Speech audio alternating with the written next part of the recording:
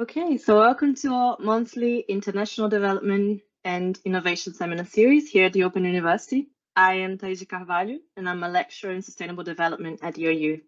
We are delighted to have an exciting panel today discussing how traditional knowledge and practices can contribute to various dimensions of development. And these discussions are part of the fantastic new book, Critical Approaches for Development to Heritage for Development, edited by our very own Charlotte Cross and John Giblin from the National Museum of Scotland. And as part of this today, we'll have the start of the conversation with the book editors, who will introduce applications of heritage for development. And then we will move to hear from some of the book authors too, who have joined us today, starting hopefully with Tolulope, if she manages to join us still. She will discuss the traditional obstetric care and global maternal health in Southwest Nigeria. And Esther will have to leave us early, so if she manages to join us, then we'll have a short question section with her before we move to our next speakers. Then we'll have Abiti Nelson Adebo from the National Museum of Uganda, who will discuss heritage and education and the mobile approaches to peace building. And our Mark Lamont as well from the Open University, discussing marine cultural heritage and sustainable development. We'll then have a longer Q&A sections with questions directed to all speakers. Before we start the event officially, I just want to remind you of some rules that will help the meeting to work well for everyone. This video is being recorded to be available for playback, so people don't want to be, if you don't want to be featured, then you can ask your questions in the Q&A section and ask to remain anonymous through the chat. You are also automatically muted, but if you want to ask a question verbally, then please raise your hands and we'll let you ask your question through us. You can also follow us on Twitter. We'll send a link to you. We'll also send you a link to buy the book and the code to make it easier for you. Without further ado, you can talk to the book editors now. Thanks very much, Thaís. And thanks everyone for coming. So Critical Approaches to Heritage for Development was published by Routledge earlier this year. As Thaís said, there's a discount code for the Routledge website on the slide and also on the flyer for the event as well. So John and I will start by briefly explaining a bit about how this project came about before talking through some of the key points that we make in our introduction to the volume, which will hopefully nicely lead into the subsequent presentations, which are focused on particular thematic areas in which heritage is being mobilized for development. So, as Thaís said, I'm based in development studies at the OU. A lot of my work has explored attempts to revive or instrumentalize so-called traditional institutions or practices to address contemporary challenges and the politics of doing so at different scales. And I'm based at National Museum Scotland, where I'm Keeper of Global Arts, Cultures and Design, but with a research background in critical heritage studies, particularly in post-conflict contexts, such as in northern Uganda, but also in Rwanda, where heritage is often seen as critical for development. And on this slide, you can see a very modern conference centre in the centre of Kigali that's drawing on traditional forms from the Rwandan past, bridging the past and tradition with future of development. And across Charlotte and I's quite different but complementary areas of research, we both felt that there was increasing attention to what we've called heritage for development, both from organisations working in the heritage and development sectors, scholars in both fields, and governments and other actors. We don't have time to explore this fully today, but a range of factors have contributed to the greater prominence of heritage for development, reflecting shifts in development thinking and practice, as well as the objectives and activities of heritage stakeholders, and particularly UNESCO. And this is something we could certainly come back to in the discussion. Despite this growing awareness and interest in connections between heritage and development, it often felt like there was little conversation between scholars and practitioners working in each of these distinct fields. Although researchers have written extensively within both critical heritage studies and development studies about the contested nature of what constitutes a usable past or a desired future, and the politics that shape and who defines and benefits from heritage and development respectively, this wasn't always reflected when heritage and development were brought together in academic literature or in policy and practice. So what do we mean by heritage for development? When we talk about heritage, we are referring to a process involving the selective use of the past in the present for contemporary and future needs. And attempts to draw in these processes for development include, firstly, initiatives related to the professionalised heritage sector focused on what we've described here as Big H heritage, so museums, monuments, memorials, and so on. For example, chapters in this book explore heritage tourism and development through UNESCO's work in Vietnam, the restoration or creation of historic environments through government-led urban development in cities such as Doha and Kingston, and, as Abiti will discuss shortly, mobile museums as contributors to post-conflict education and peace building. Secondly, in addition to such programs that are explicitly concerned with heritage, we were interested in more general attempts to use practices and meanings drawn from the past in order to affect development. So, for example, Charlotte's chapter looks at enthusiasm for going with the grain in development practice by supporting non-state policing that is supposedly more locally legitimate and cost-effective than state service provision. Another chapter considers what archaeological research into the deep past can tell us about sustainable and resilient agricultural practices today. And another chapter discusses research with women who are reviving older modes of food preparation and consumption to offer greater food security and taste good in parts of South India. Importantly, across both of these broad areas, contributions to the book demonstrate the extent to which such processes are contested and negotiated at different scales and question who has the power to shape how the past is used and for what ends.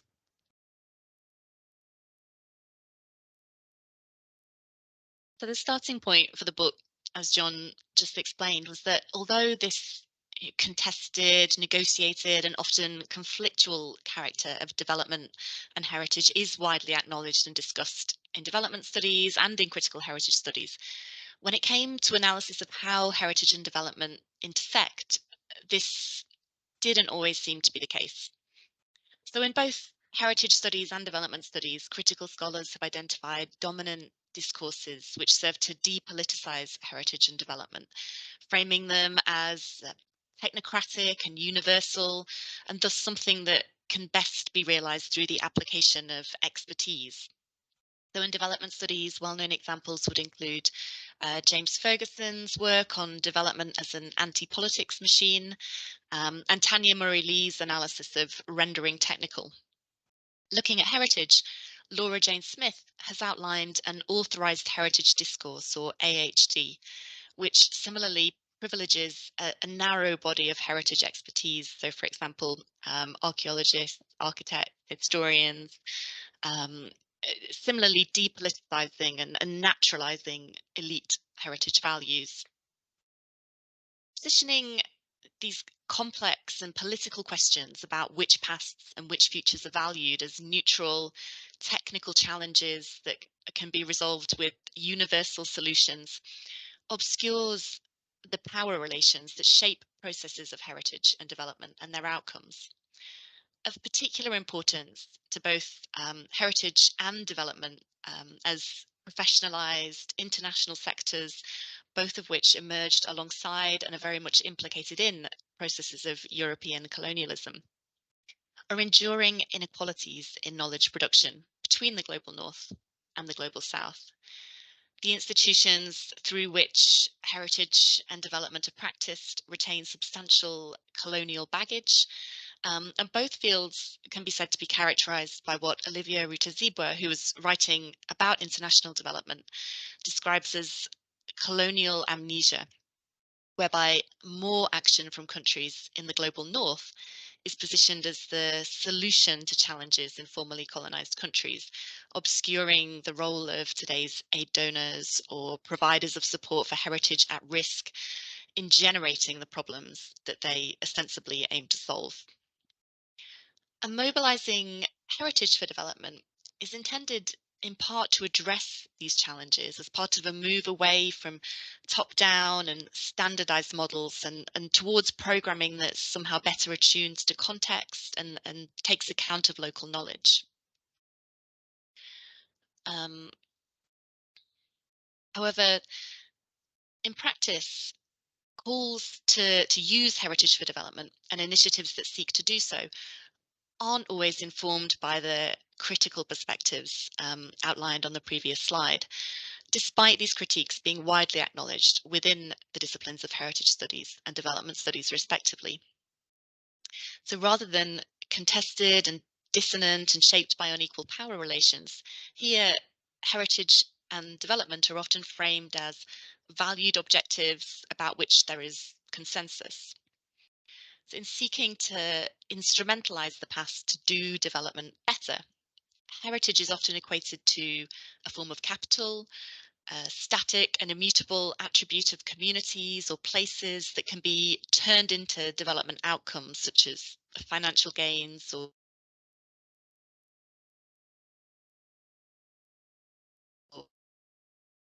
offers a means to make implementation of development plans easier, perhaps adding value to a project in terms of legitimacy and sustainability, but also often providing a more supposedly more cost-effective solution. And I think the way heritage has been included in the SDGs, which you probably can't really see very well from this slide, offers a good example of this assumption that heritage is intrinsically positive and valued. So here, the target is to essentially strengthen efforts to protect heritage, and it's to be measured simply in terms of an increase in the amount of funding that is spent on heritage preservation. Conversely, within approaches that are primarily concerned with heritage, development often appears as self-evident, uncontested, and always desired. In particular, the SDGs have been adopted by many heritage practitioners and scholars as a kind of shorthand for development. And the types of heritage, particular approaches, or individual projects are often assessed in terms of their potential to contribute to achieving the SDGs. So UNESCO, for example, have produced some Culture 2030 indicators, which aim to measure the contribution of culture towards each of the SDGs. So the objective here is to kind of demonstrate the impacts heritage can have on a predetermined version of development, rather than considering more fundamentally how heritage might inform different aspirations for better futures and ideas about how to achieve them. Furthermore, the entanglement of heritage and development and programming has produced new specialized forms of expertise to be transferred through capacity building, and which inform the circulation of policy models and best practice between different countries and contexts. So we've taken a couple of examples here to quickly illustrate these continuities in how expertise is located and deployed within some heritage for development initiatives. So the first quotation here is taken from a UK National Commission for UNESCO report on how cultural heritage projects in the UK do or could contribute to international development. So you can see this idea that there is a form of technical expertise in using heritage for development that's held by experts in the UK and can be deployed to do heritage for development better in aid recipient countries. And even starker colonial continuities are evident in this second quotation, which is from the forwards to a Cultural Protection Fund report written by a former Secretary of State for the Department for Digital, Culture, Media and Sport in the UK, who notes the importance of the UK in bringing expertise to countries that are supported by the fund, and evokes a kind of civilizing mission to be led by the UK. And following on, this critique of formalized heritage for development initiatives doesn't mean heritage does not have a role to play in processes of development.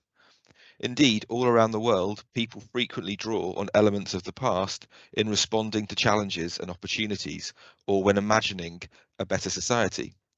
We can see this in, for example, government policies, the livelihood strategies pursued by groups or individuals, in people's everyday attempts to protect the environments in which they live, and in claims for restitution and reparation for past wrongs. Importantly, the contributions to this book remind us of the agency of communities or groups in contesting and renegotiating their own heritage and development, often destabilizing the relationships between power and expertise outlined above. To take a few examples from the book, this might involve instrumentalizing authorized discourses for individual and group gains at World Heritage Sites, drawing on legal tools to protect ownership of cultural intellectual property, or creating alternative post-conflict narratives to those preferred by governments. Indeed, the contributions demonstrate the vitality of heritage for development as a dynamic, negotiated and contested cultural production process, something that is very much part of people's everyday lives, whether that's in seeking appropriate healthcare, trying to keep their neighbourhood safe, or preparing food to eat that tastes good. People draw on what they value about the past to address challenges and pursue opportunities. We argue that rather than being a kind of form of capital to be invoked to make development more effective, heritage can be better understood as being articulated and contested as part of a process through which we work out what kind of development is desired and how it should be achieved. We wanted to conclude on a kind of more positive note, so we wanted to briefly highlight some of the epilogue contributions to the book, which were written by leading scholars of heritage and development who we asked to reflect on the question, a role for heritage in development. And two of these contributions by Shadrach Chirikure and Uma Kathari engaged explicitly with questions of decolonization, suggesting that heritage has the potential to disrupt the established politics of knowledge production in global development, offering a way perhaps of decentering dominant understandings of what a good life is by recognizing alternative knowledge about valued pasts and futures. And the quotation here from Uma Kathari's piece, I'm sorry, it's a really long quotation, we'll give you some time to read it, but I think I definitely couldn't put it as well as she has. So she argues for a solidaristic approach to heritage, which acknowledges, explores, and seeks to provide redress for pasts that are often euphemized as difficult, and which might inform development that seeks meaningful transformation and challenges the relationships, practices, and knowledges that sustain historical injustices today. So this felt like a good place for us to finish. And we're looking forward to hearing from the other contributors who I think will ground some of these questions in the thematic and geographical case studies that they're researching. So thanks very much. Thank you very much, Charlotte and John. I believe Esther hasn't joined us. I can't see her in the list. So should we move to our next speaker then? Nelson?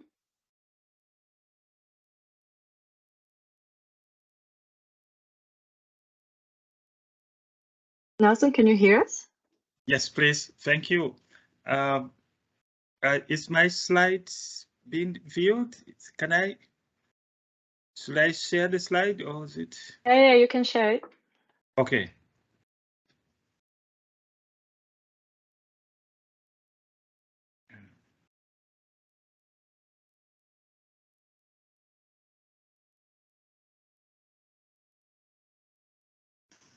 Okay, yeah. I'm Nelson Abiti. I'm just going to introduce this chapter briefly, which we co-authored with my colleagues, Liz Milan from University of Bath, none of Francis, a colleague who works with civil society, National Memory and Documentation Center under Refugee Law Project, Makerere University, and Kate Moles from Sociology Department, Cardiff University.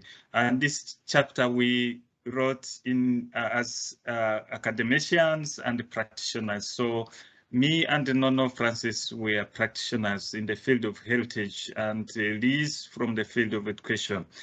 Just to give you a brief background, how we came up with this chapter was to think around education and heritage and education, and with our case study in northern Uganda on mobile approaches to peace building education using exhibitions and sites of post-conflict memorial places. And so our argument was based on that heritage has been framed mainly as a resource for education through memory works, and which was separated from formal curriculum learning. And we also realize formal education settings have been neglected as a sites of memory, as a result, heritage is sidelined in discussions of teaching and learning about the violent past, such as history and peace education. However, we noted that in the Sustainable Development Goal number 4, which sought for quality education, specifically on 4.7, where the skills are needed to promote culture of peace and non-violence. And we realize in this, it is the heritage that becomes useful in promoting this education for the culture of peace and non-violence. And so in this case study where we drew a project on mobile informal education workshops in Uganda, we submitted an application to Global Challenge Research Fund, UK, where we wanted to identify some of these indicators for informal learning. And we selected some 4 sites in northern Uganda. And in this, we engaged some young people on how they do it. And also we also moved to see how women groups were also engaged who experience violence about northern Uganda. For those who might not know, northern Uganda experienced a period of violence for 20 years. We know some violences had occurred, but this was particularly based in northern Uganda for long periods, and it had a certain connotations as a result of colonial built ethnic differences of tribalism that we are aware that had been created in Uganda. And so those differences led to a long period of violence. And so northern Uganda was subjected to a certain period of violence. And this violence occurred just recently. We know that in the last 15 years, there's peace, but before that, there was violence. And so this memory of violence and people, children who grew in that area experienced such kind of violence. And so we had been working, as with my colleague John, we have done documentation, but we realized through that processes, communities were embracing ways of advocating for peace. And we asked ourselves, how were they learning? And some of the processes were through memorial projects. And we know in memorialization in Uganda, through the national memorialization, it had failed and was not addressing the issues of the community needs. And so the community-led memorialization was very key. And this memorialization, for it to operate, there was some enaction of what we call ceremonies and rituals. And these ceremonies, one which I would like to give an example is where communities and young people will be drawn, where ritual of matoput, where the elders and members of the families will identify who caused the conflict. We knew some children were abducted, conscripted, and became killers. But the question now was, were they killers or they were forced to do so? And when they came back, were they perpetrators? But our argument is that in northern Uganda, this process of memorial and peace reconciliation did not subject victimhood and perpetrator. It rather focused on learning about peace, and this was through enacting what we call matoput. And one of the objects which was used is a spear, and I will demonstrate in this picture. This matoput was one of the key focus which we try to trail, and have been involved in trailing this ceremony for the last since 2009, and how it continued to happen if there's a conflict, that the elders will negotiate with the families who have been affected, and when they identify and reconciled, and the family members who were victims accept to go and forgive, and then they go and consult the other family, and when they have consulted the next family is asked to compensate because the blood has been shed, to relieve the pains. So when that internal negotiations have occurred through the family level, and then there's a public ceremony where you have to display what you have been going through. And this matoput now brings out the issue of public reconciliation. And this public reconciliation engages both the families, but brings in large number of people to feast and witness. And this is a way of education about peace, about how violence should not happen. So what happens is a bitter root of the tree is brought, and the elder tries to explain what had happened, and the family is provoked to speak and to apologize before the next family, and the next family forgives the other family. It is a communal on. You are not going to make an individual labeling. So as a result, so when this ceremony is happening, and the elder brings the two families together, and so they are asked to take the bitterness of the pains of one family by drinking this bitter root. So the oput is a bitter root. When they drink, they feel the pain through which one who has lost the family. And so once they have drunk and the family have accepted, there will be jubilations, dancing, and the food is brought and people feast. And so the spear, which symbolically would be an object used, mainly we know culturally spear was an object which was used for fighting, but at this moment the spear is bent. So in our case studies, when we engage the young people were able to demonstrate how they were taught that they spear from homes. So we learned that in families which were highly impacted by the violence, the elders managed to talk to the children about what happened, and the children had a higher learning about conflict and peace. But we also learned that in families where these teachings were not happening so long, we realized that there were teachings happening through dances and performances. And so in this pilot case, we came up to conclude that memorialization in communities are key, and they bring out issues of transitional justice. And this transitional justice can be taken up into formal justice system. And so, as we said, learning processes have been neglected, and heritage places like museums are not only the learning process, but you can take these mobile processes where the museum goes with the objects and engages with the communities, and the communities engages with the young people to bring out peace education. So it's an ongoing, but we know that this is not the end, but we know there will be an opportunity for more understanding of this research, and with some dynamics to see how these processes can be formally known to the nation. I think briefly I wanted to say briefly about this chapter and recognize my colleagues who contributed to this chapter. Thank you very much.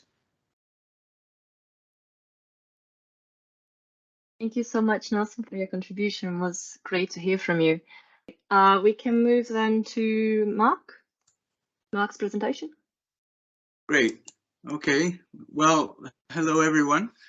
My name is Mark Lamont, and I'm going to discuss with you or talk to you about a contribution that I made to this volume in one of the chapters that focuses on marine cultural heritage and sustainable development. I hope you can see this slide.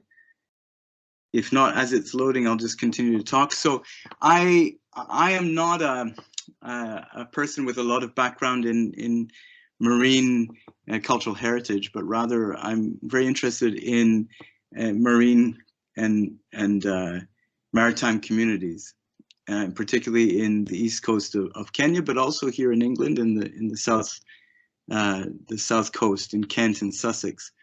And one of the projects that I was involved with was a Global Challenges Research Fund innovation project that was trying to make marine cultural heritage visible in a community which is near Malindi in Kenya, which is on the east coast, in the Western Indian Ocean.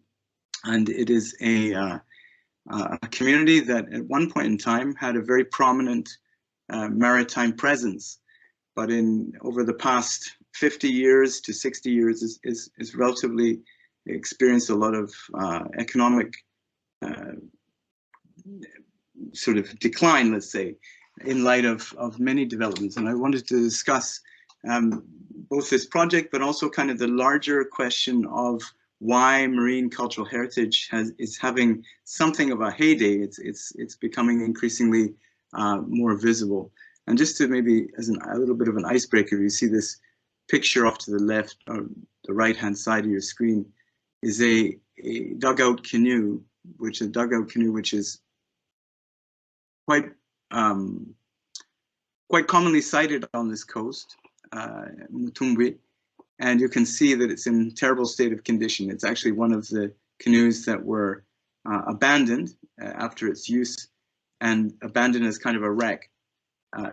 And I was involved also in a survey of taking note of these wrecks because they're increasingly becoming important because wood is giving way to fiberglass, and increasingly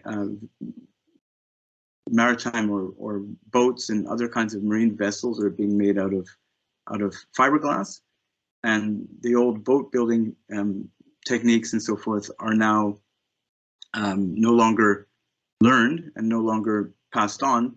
And this is an indication of some of the changes that are happening on the Kenyan coast. But I want to give a bit of a context to the background to this project. And one of them is that the oceans, as you know and I know, are under threat because of various human-driven climate change-related transformations in the ocean.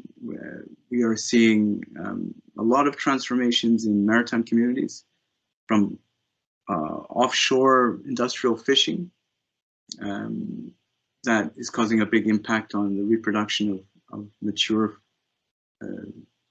fish, and having a devastating impact actually on a lot of communities that were dedicated to fisheries.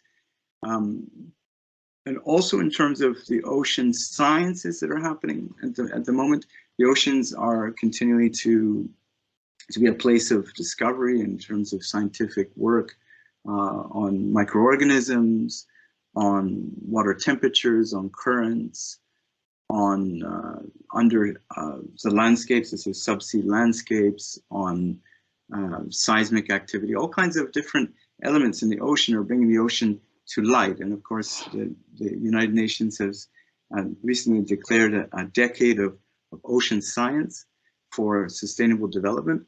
And that's been a big driver of a lot of community engagement with ocean science. There's also been a lot of work for many years, for maybe 6 decades or even longer, on maritime or marine conservation worldwide. And that's also a factor here in what I would like to present, as well as World Heritage, because World Heritage is both natural, biocultural, natural and cultural heritage, as well as the general climate change challenges, which includes loss of biodiversity, and increased difficulties in securing food security, especially amongst people who depend upon the seas. And then also, which I think sometimes overlooked in some of the discussions, is the role of globalization and transformation of local economies. And in particular, and linked to that, the projects that I'm going to discuss in a moment are really tied to the emergence of a discourse about a growth-based economy, an ocean-based economy, which has been nicknamed or called the blue economy. And so the blue economy really is this growth-based program of exploiting the oceans in a greater depth. So it goes from anything that is quite spectacular, like from sort of bioprospecting for medicines based on microorganisms, to cabling for the internet and other ICT technologies, dredging for cement and sand, dredging for laying down cabling, also in terms of putting down platforms for wind turbines, for renewable energy, and also deep sea mining. All of these elements are considered blue economy. And this is blue economy is seen as being a sustainable growth model. And yet that we have to question exactly that, because we can see that the blue economy is based on previous historical exploitations of the ocean, which have not necessarily ended up with sustainable processes. At one point in time, the UK as a government decided, or there were decisions within the government to tie development aid with research. And that gave rise around the year 2015, 2016 to the Global Challenges Research Fund. It was kind of a scramble for money because it was money that was was ring-fenced for co-design with the Global South. And so there was a kind of scramble for different kinds of projects. And part of that scramble was the Rising for the Depths project, which was a big project that brought together a number of different research groups. They offered a secondary competition for funding to innovation projects. And so with this group that I was working with the Museums of Kenya, the British Institute in Eastern Africa, and a local community-based organization, Bidii na Kazi, which is a women's group. Bidii na Kazi means effort and work. And this community group went on to secure the funds for a project that was going to make marine cultural heritage visible and to bring sustainable programs of development to this place, Meadow Creek. But I guess the critical question that I would like us to think about is, in light of the monies that are being spent through innovative projects like Rising from the Depths, the critical question, of course, is that these communities ended up in this situation because of a long-term loss of a viable marine livelihood. The area in which I work at one point in time was a series of cities that were like entrepôts. They were places where they were exporting mangrove poles. They were also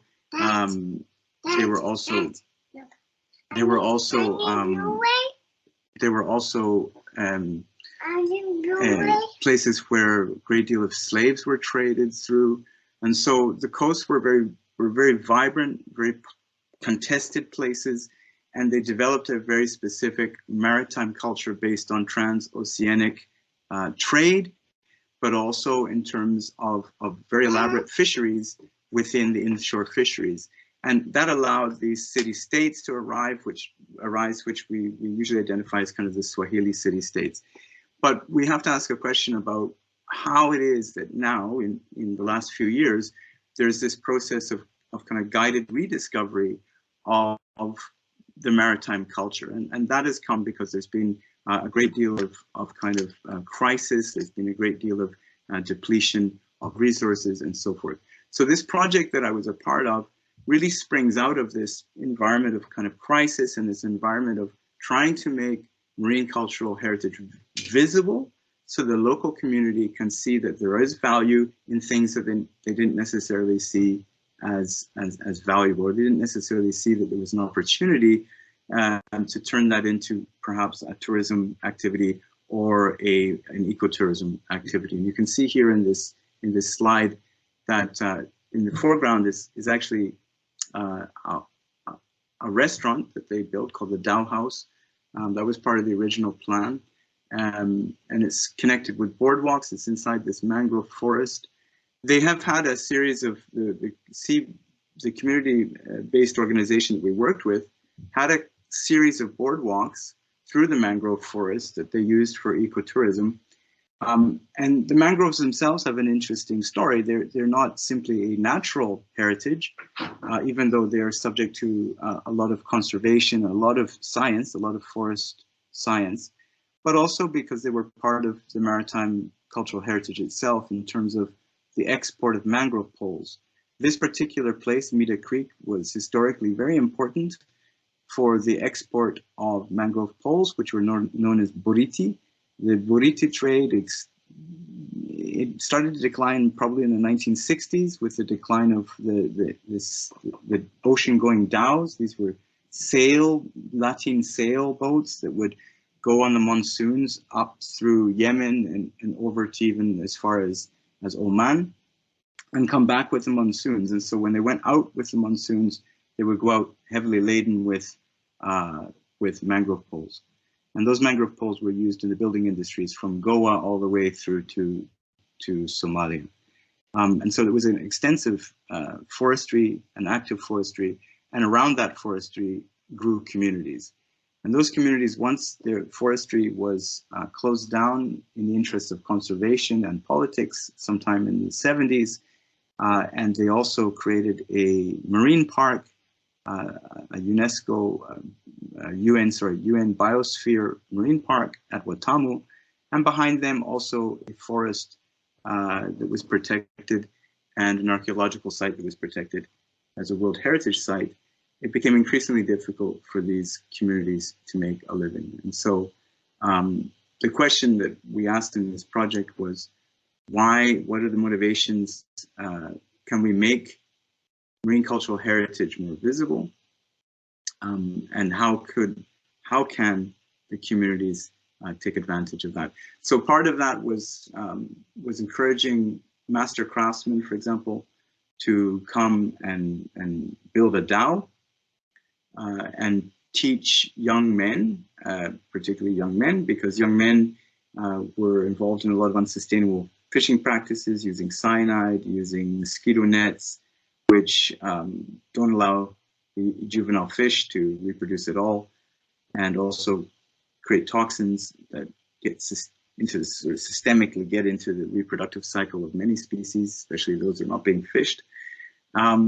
And so there was an education program, but also this guided rediscovery of how to work with the fundis, the master craftsmen, to produce a boat. In this case, it was a small dhow. But even here, we ran into some interesting challenges because there was a logging moratorium in Kenya at this time. So we couldn't get access to wood. There were all kinds of questions raised about the authenticity of sourcing wood from as far away as Tanzania, as far away as Unguja, as far away as Pemba. And so there was a lot of discussions about how to make this an authentic project. In the end of the day, we got permission from the Kenyan Forest Service to harvest sufficient amounts of timber in a traditional way. But for the community's perspective, a lot of what archaeologists might have valued in terms of intertidal landing areas or potential sites of importance to the history of the area, the local people had not seen these as being particularly valuable.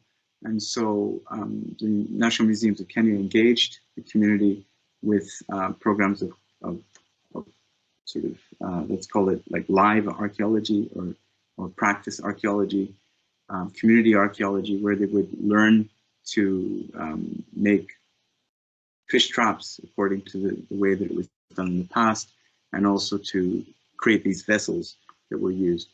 So the question here was, how do you extract value from what essentially was seen locally as being without value? The project, sort of watching my time here, the project itself was funded by the GCRF, and I just want to focus on a few things here. This area was sandwiched between Mita Creek, where the project was sandwiched between a protected forest, the Arabuko-Sokoke forest. It was also sandwiched between an important archaeological site, the city of Gede, which is a national park, which is governed by the National Museums of Kenya, and then also the Watamu National Marine Park, which is a Kenya Wildlife Service park with a connection with the United Nations. And so this community are surrounded by protected sites. And this is a community of about 23,000 people. And increasingly getting a livelihood has become very, very difficult. And so out of this circumstance, there have been women's groups in particular who've looked into various things of ecotourism and butterfly farming as additional livelihood strategies. And so we worked with those community, with that CBO, with this women's group, to look at ways in which we could incorporate a marine cultural heritage perspective into sustainable development. And so we were specifically targeting sort of unsustainable tourism, because Watamu obviously is a high footprint, high carbon footprint type of tourism, beach tourism. We also addressed how we could use cultural heritage to look at the depleted fisheries, also with respect to the mangrove conservation and the planting of new mangrove propagules, that is small mangrove plants, to build resilience into the mangrove forest as a way of combating rising sea levels, because the salinization of the local farms is a big problem. As the sea encroaches on the lands, the soil becomes more saline, it becomes more salty, and it's more difficult to produce. And then also a larger set of questions, which I think deserves a lot more discussion, is about gender inequality, which is also linked to deforestation. Just to end really on a few points here. So one of the questions that I've been looking at is about visibility and about extracting value. And I think we need a critical discussion around visibility as a value, around the role of digital humanities and who that benefits, and tying that also with some of the critical heritage studies questions about decolonization, about the legacy of imperial past, of collections and so forth. Because even though these are virtual, you will find that digital humanities are often very much centered in areas that are highly resourced in global, let's call it global north. And there's maybe a need to look more critically at what values are created in heritage by taking photographs and documenting either underwater heritage or marine heritage or whatever kind of heritage. Who benefits, who accesses it, and what kinds of discussions can come out of that with respect to equitable development. And I will leave it at that.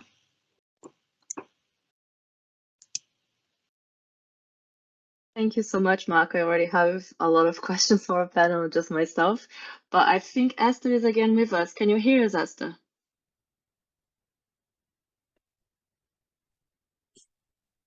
Good morning, everyone.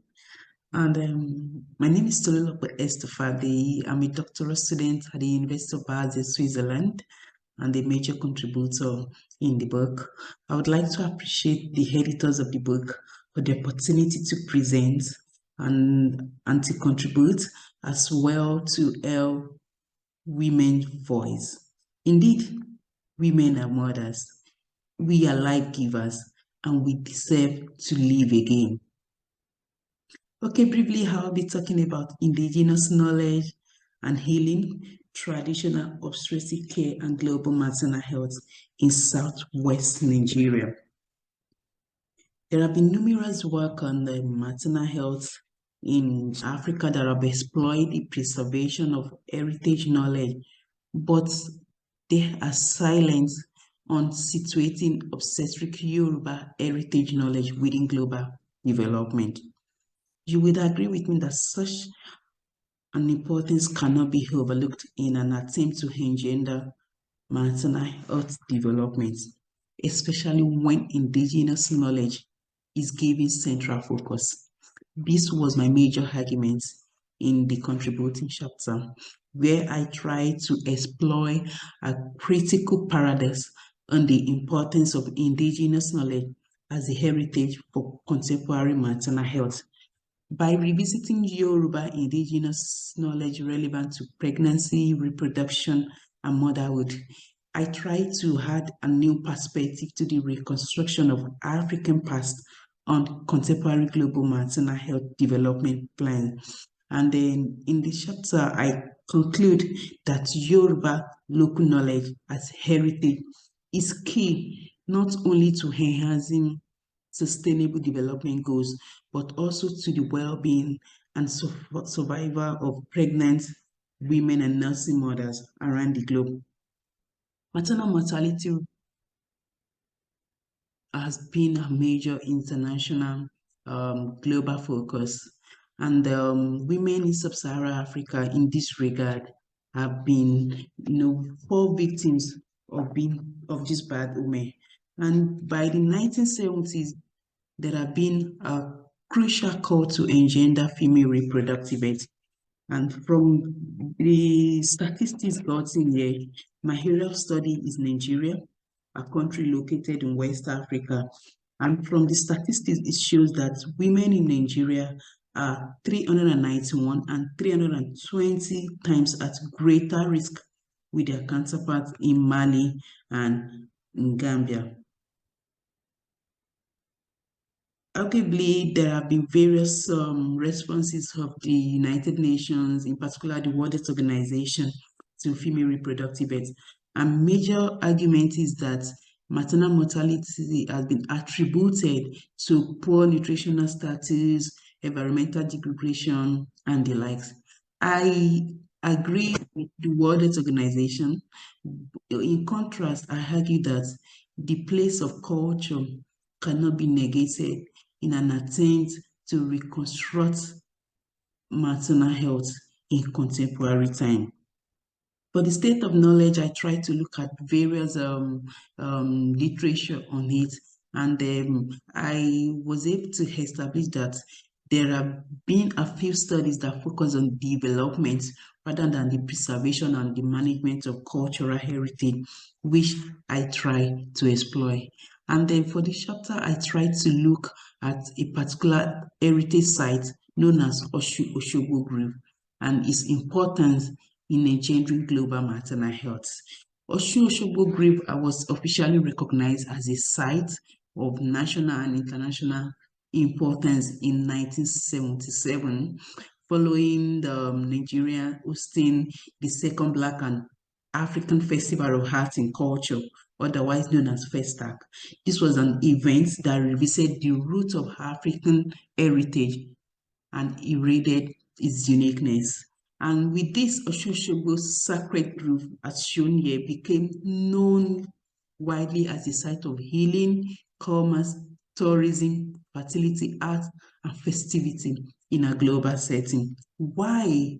This is because the grove possesses socio-cultural transformative capacity and the ability to enhance communication with ancestors. Interestingly, it is worthy of mention that every August in a year, people from diverse communities, from diverse culture come together to Osun to celebrate this heritage. And it is sad quite saddening that despite the fact that Oshogbo grief is being brought to the international space, there is still more to explore. There is need to exploit the heritage to engender global maternal health. This is because the ocean water has been productive to prepare healing ritual for the revitalization of maternal bodies. By so doing, it has been known as the ultimate source of fertility and healing through which motherhood and maternal health are engendered. The ocean grove as a form of living heritage has this cultural connecting cord between its creators and their recipients, and it has been a reflection of Yoruba cosmological system and cultural heritage. Despite the importance of the heritage sites such as Osun Osogbo Grove for heritage and fertility, there is still more clarion call rather to exploit this. And then this is one of my major arguments.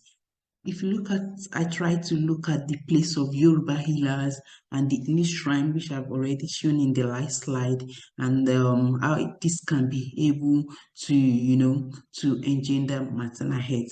And so far, my interaction with numerous healers, this is a Yoruba, an Osun priestess who was during her prime age was a traditional birth attendant, and her name is Mama Akere Fijabi. She's about 130 years old, and she has been a custodian of history, and my interaction with them have been able to produce the diverse ways in which we can engender maternal health through heritage. So here is my submission for this chapter. I argue that European historical scholarship does not pay considerable attention to the potential of African traditional medicine as cultural heritage. They also argue that African traditional medicine transcends the nature of color and continent. Rather, it pontificate the need to foster holistic healing. This I have established earlier, that the culture of the people is inseparable from their health. So this is very important when we try to situate African culture within the global space. It is very important to bring to fore the relative place of African traditional medicine. I also submit that the domains of global health, healing, and culture were intimately entwined and inseparable in practical ways. This is a major argument of my submission, and this is because the state of being pregnant in African culture does not automatically translate to being weak. Rather, it is a state of mystery and reproduction that transcends beyond Western care. It is a state of, that includes the need to look into the cultural heritage of the people. And because the head of the people is inseparable from their culture, neglect of cultural belief system, neglect of the heritage tended to be far more devastating and impede maternal health. And since the outcome of maternal mortality is devastating, there is need to analyze indigenous knowledge, the importance of indigenous knowledge of maternal health in response to global development in the 21st century. And then finally, I argue that the conception of integrating indigenous knowledge into Western medicine will improve health outcome as well as accelerate effective program intervention. In contemporary time, in most African communities, we now have what we call medical maternity center. Why these are fine, but my question is, to what extent do we regulate their activities? To what extent do we enhance such collaborative efforts between the traditional healers and the Western doctors? So overall, I argue that it is very important to put into consideration the place of culture, the place of heritage in an attempt to engender maternal health within the global space. Thank you, Eshegon. I await your question and suggestion. Thank you. Should we move to the questions then? I'm sure there are a lot of interesting questions about the debates that we managed to have. Just a reminder that you can either raise your hand, there's an option to raise your hand on the top of your menu, or you can write a question in the chat. If you want to remain anonymous, please let us know in the chat as well. Thanks, Thais. If people could just bear with me, I'm just going to give permissions. So if you'd like to join and ask directly, you will have access to the mics and cameras shortly.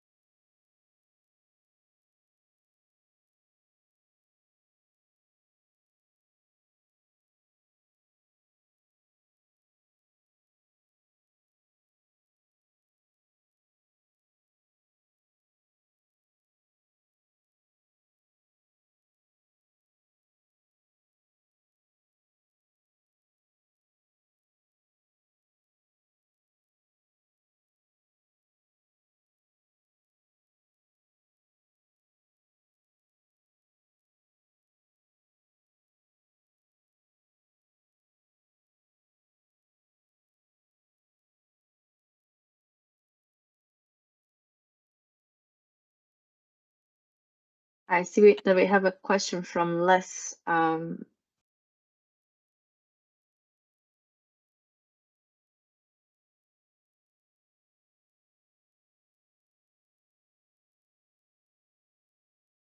Unless you want to... Everything should be enabled for people now. Okay, now it is. Good, thanks. Yes. Yeah, thanks for all the presentations. Yeah, in the initial presentation set out important critical perspectives on heritage as a concept, as an agenda, especially how it potentially imposes elite agendas in the name of helping people.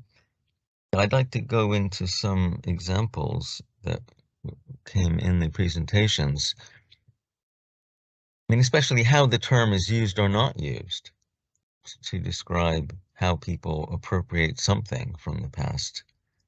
I mean, I remember taking part in AHRC discussions about this just around the time I got my GCRF grant through the AHRC, and it was much contested because many people in that particular program said that it tended to mean something from the past that was sort of left over but should be recovered or preserved.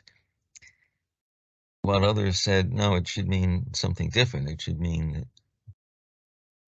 something that people find useful for their current purposes, even if they don't call it heritage. So in that regard, I'm curious to ask Nelson about the ceremony which used the spear by changing its meaning, literally blunting the edge. So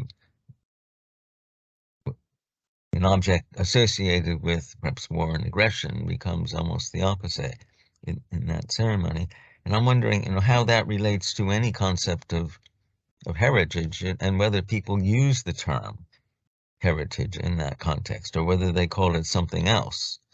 And then another example from Mark on ecotourism. I mean, this relates very much to our study, at least one case study in our GCF project, where tourism was extremely contested, or even what's called ecotourism, because the dominant agenda is to appropriate particular symbols of people's cultures and turn them into commodities and to attract affluent tourists to gape at the natives. But this was opposed by the community organizations, who then created what they called community-based tourism, which meant that they form cooperatives and they collectively decide what they will produce, present, what food to serve, what itinerary to offer people to see how their communities are, yes, recovering some traditions to serve a solidarity economy. So I'm wondering how that relates to Mark's example in Kenya.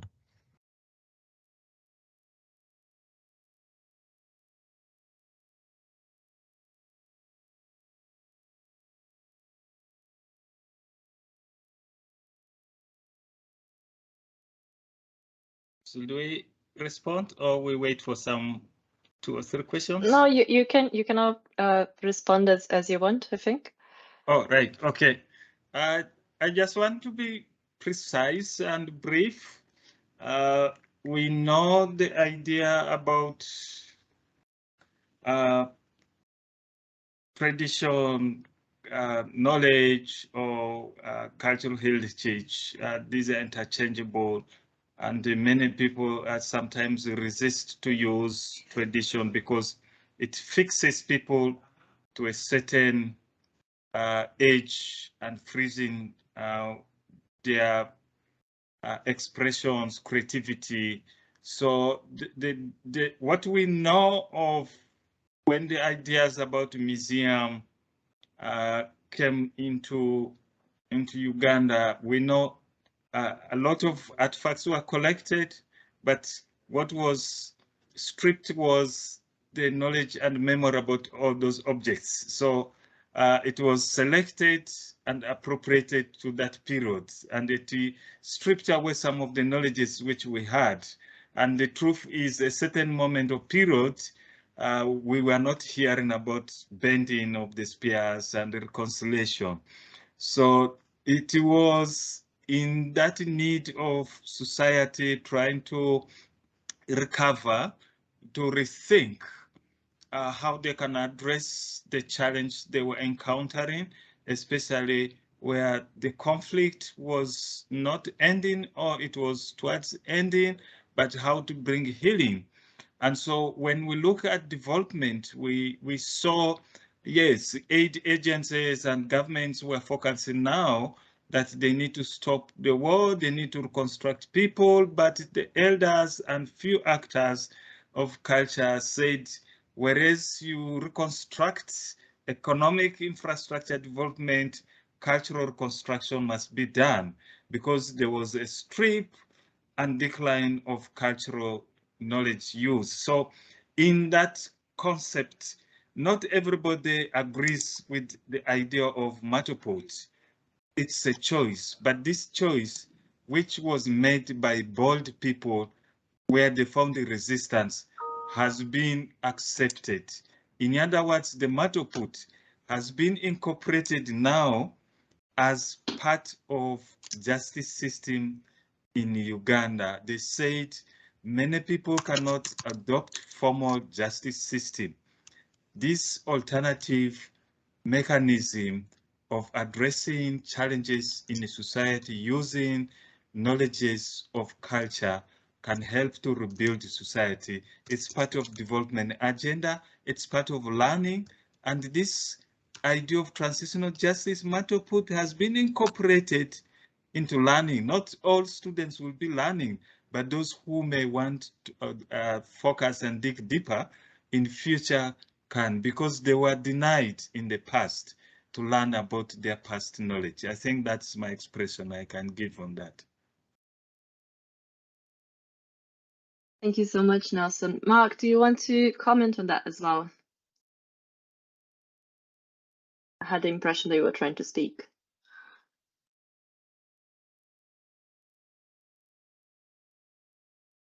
No? Do we have any other questions from the audience? Thaís, just to make you aware, I think I'm in communication with Mark. He's having technical issues with sound as well, unfortunately. So he's trying to come back in. So fingers crossed. Okay. Should we move on for now? And maybe if Mark wants to comment on that, he can come back. Yes, Faith? Hi, thanks very much for this very insightful presentation. I guess my question is to all the contributors, but it came when Nelson was presenting, I think, in terms of what are the methodological challenges that the contributors faced when they were working in these communities, and what would they do differently if they could go back and work with those communities? Thank you.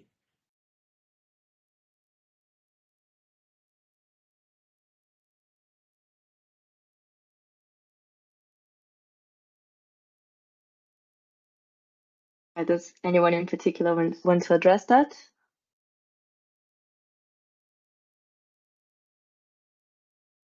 I think if there's no one, maybe I could try. Yes, sure, Nelson.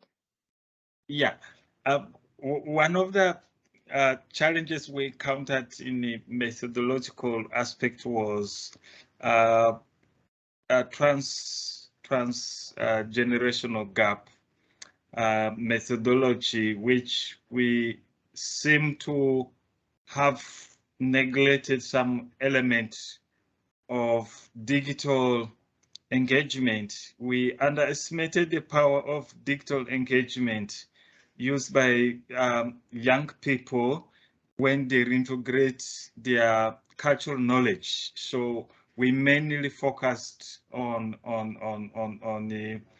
the manual spaces, and we did not consider that some of the young people had interests, but they did not want to show boldly their engagement physically. So we something which we could think around is engaging maybe digitally and how to get social media conversations with young people in other platforms. I think that was something which, because we have seen now these days when there's a space in social media, you'll get feelings and agitations from the participants through the social media. I think that is something which we need to think around in the next time when we do both sides, both physical and online spaces.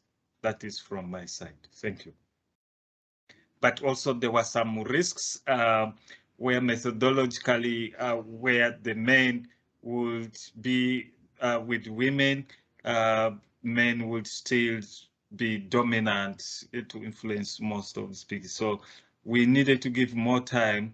And if it is involving women, women are safe to have conversation with fellow women. So those are some of the issues that we needed to, and a few of us who engaged in the research, there were few women who were involved in that. Those are some methodological approaches that we will need to focus in the future if I'm to continue. Thank you. That's from my side.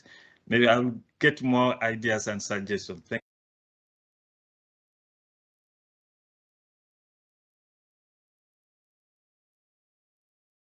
Does anyone want to add to this contribution of Nelson?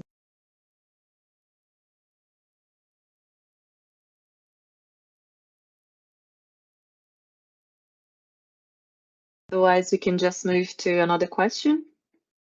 Are there any other questions in the audience? Mark, also, if you want to reply to any questions and you have issues with the audio, you can just type this in the chat and I can read it all out for everybody. I think you're not going to listen to me if I say this. I can text it as well. In the meantime, I have a question actually. Mark said something about authenticity as a crucial part of heritage, and I was wondering, you talked a bit about how heritage can contribute to development processes, but also to what extent do the changes involved in development processes influence what people define as tradition and as culture?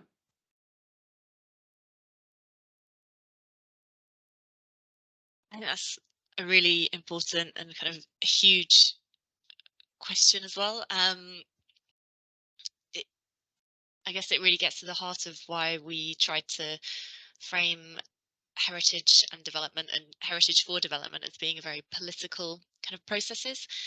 It's also something I was thinking about when Abiti was speaking about matoput and how it's been sort of formalized to an extent within education, within the justice system.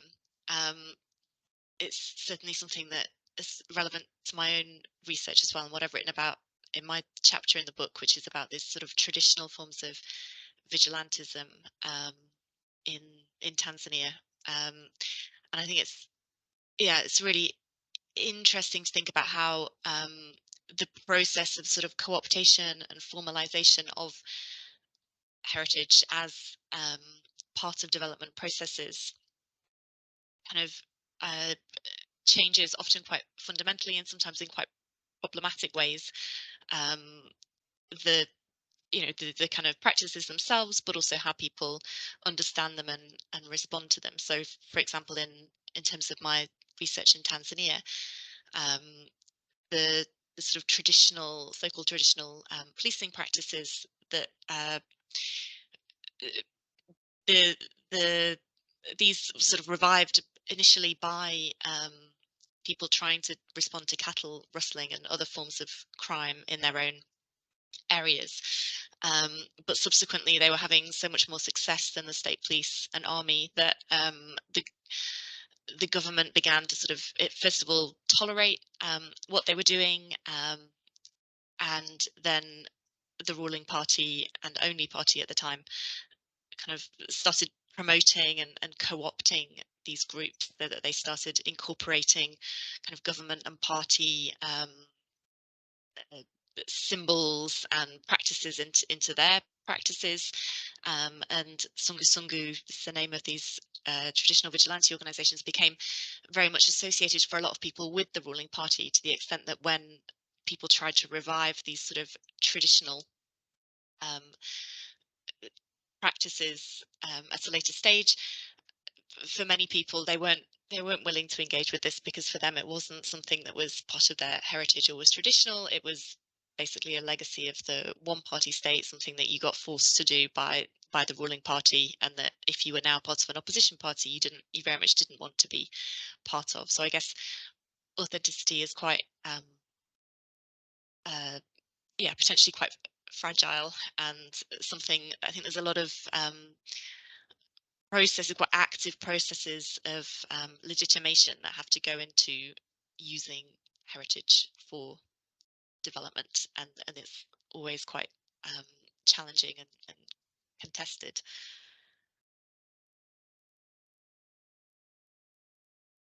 I don't know if anyone else wants to have anything to say about authenticity. I think it's a really big question.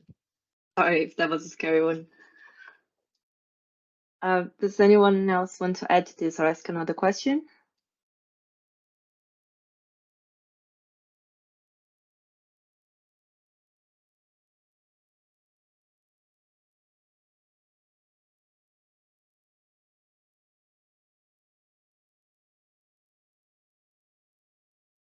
If not, I can ask another one, actually, if that's okay.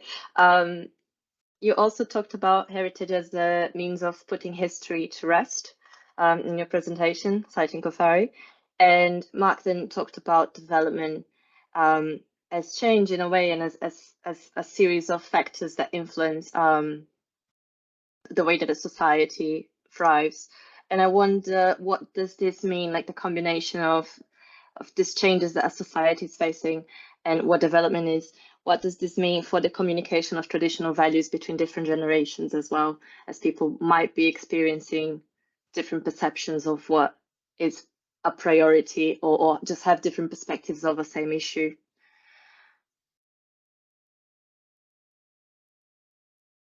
I think this question was a little bit for Nelson, because he was talking about education, but just take it as I was everybody. just about to say, I think that he might have some thoughts on this.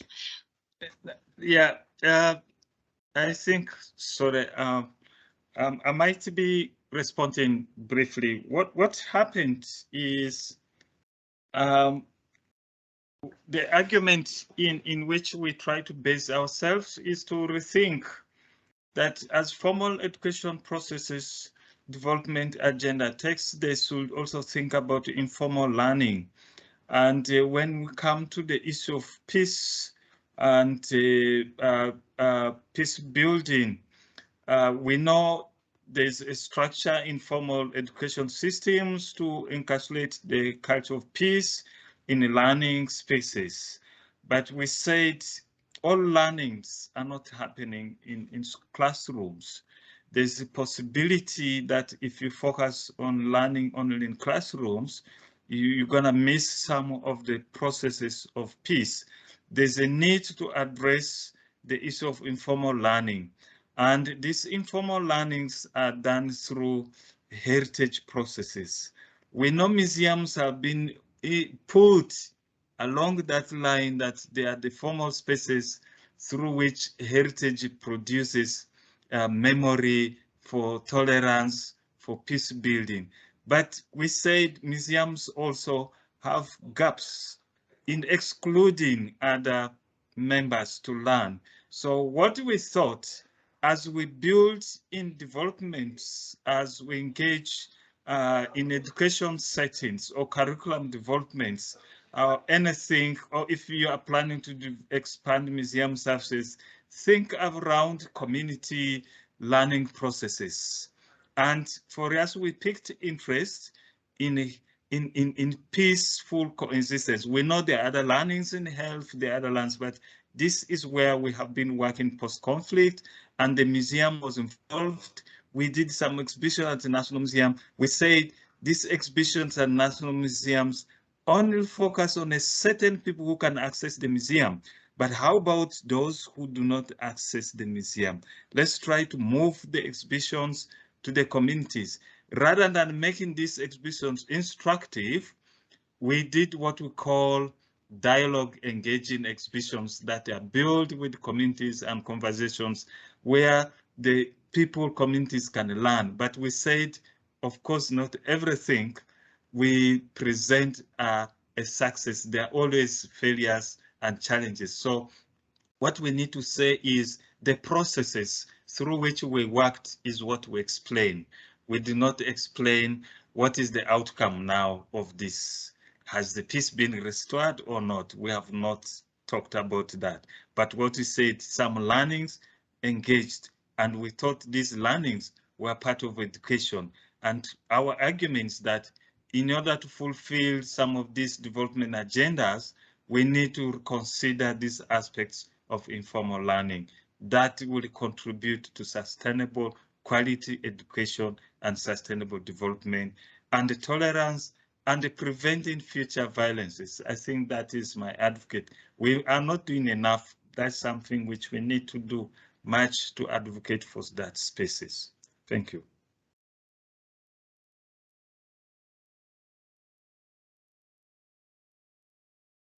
Faith is just adding to the chat that she agrees that the value of informal learning is often not given sufficient recognition, yet those are the spaces that communities have access to.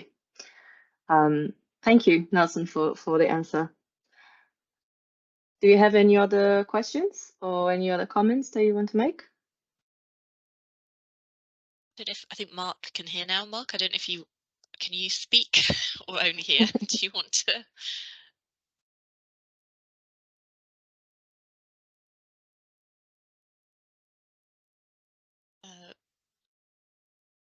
Oh, he needs to be unmuted. Okay.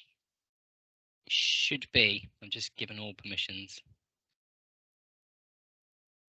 Give it a try, Mark.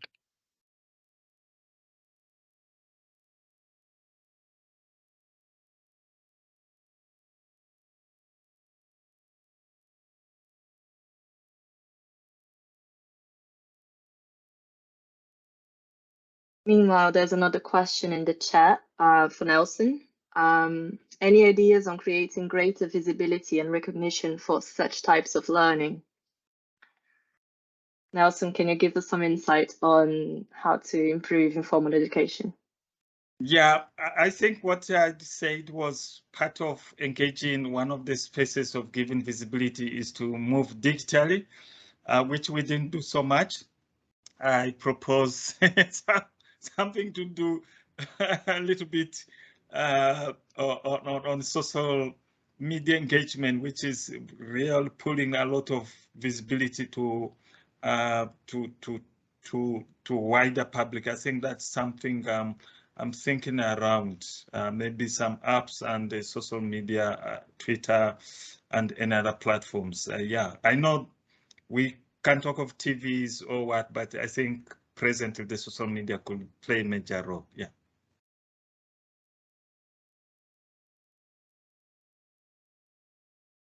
Thank you, Nelson. Mark, do you want to say something okay briefly? I'm not in a position to say anything. I've been in and out of hearing and not hearing, and I don't know what was said. I'm so sorry. I don't know if you have any reflections on that. There's some really interesting questions about methodological issues that you encountered in the research or things that you would do differently. Really challenging question about some ideas about authenticity and how processes of development might also change what is authentic heritage.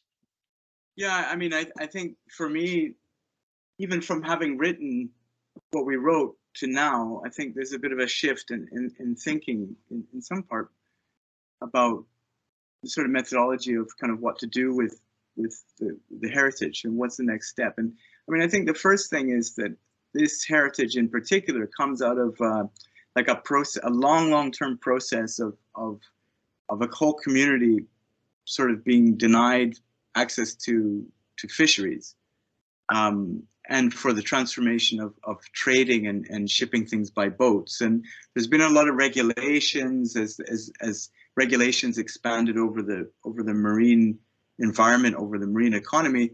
It became less viable to have sailboats, partly because of smuggling concerns and because of not paying taxes and all kinds of things. And so these communities of, I think, are kind of, in a way, I hate to use the word victims, but in a way they kind of are, of a number of factors. And one of those factors is the states, of the same states that are engaging with, say, blue economy, Tanzania, Kenya, Mozambique, Madagascar, are all participants in allowing international fisheries out in the open ocean, which are totally destroying the inshore fisheries, which are destroying the viability of these communities to make their living. And so I think like any questions about heritage have to be connected to these wider questions about the positionality of communities within the larger global economy.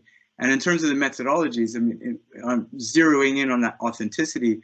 One of the projects that they have in the Rising from the Depths from Pemba, so Pemba is one of two northerly islands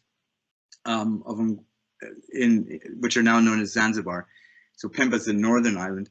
They still have a kind of active dhow building industry. They still ship stuff, clothes, they still ship oil by dhows. But the question of the funded project that had got root in Pemba was to engage with local shipbuilders to stop using fiberglass. But again, fiberglass is far more durable. And so there's sort of these questions about kind of authenticity is true. Or fisheries, for example. There's been a lot of these projects were involved in creating mtego, which are like kind of weirs or fish traps that are made out of wicker. And that is sustainable. But the thing is, there's no fish. Like, it doesn't matter if the little fish that they're catching, they're so small, you have to catch so much of them for any kind of sustenance, any kind of food. So questions about authenticity, I think, are always, to some degree, framed by the larger global context. And clearly, these communities are not doing well in terms of that, because if you look at their diets, I mean, their diets are fish-based. If you take away the fish, then there's a huge problem. And a lot of the sort of gender inequality issues are all tied in with the fisheries, because prior to, where there's been successful projects to bring back inshore fisheries, Gender has been built into that. So there's been some projects in Nguja, which is the southern island of Zanzibar. There's been some projects working with marine spatial planning and gender, and they've managed to kind of map out sort of traditional fisheries for women. I know women are now getting involved in octopus fishing in Lamu. So it's kind of some fisheries like the shore reef fisheries were men's, and a lot of the inshore fisheries were women, but there's a lot of conflict over that because it's about money, it's about commodification of fisheries.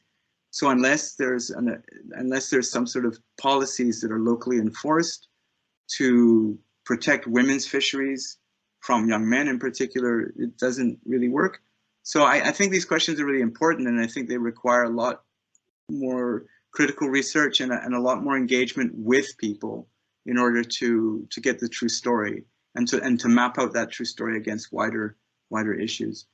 The idea of inventing something, I'm okay with that as long as it produces sort of transformations within the communities. I guess that's the final. Thank you. I think we've reached the limit of time in this meeting. Thank you very much for everyone for coming to this conversation, and we will have soon a copy of this event in the IKD website, so you can access this as soon as it is available. Thank you very much for everyone who spoke today.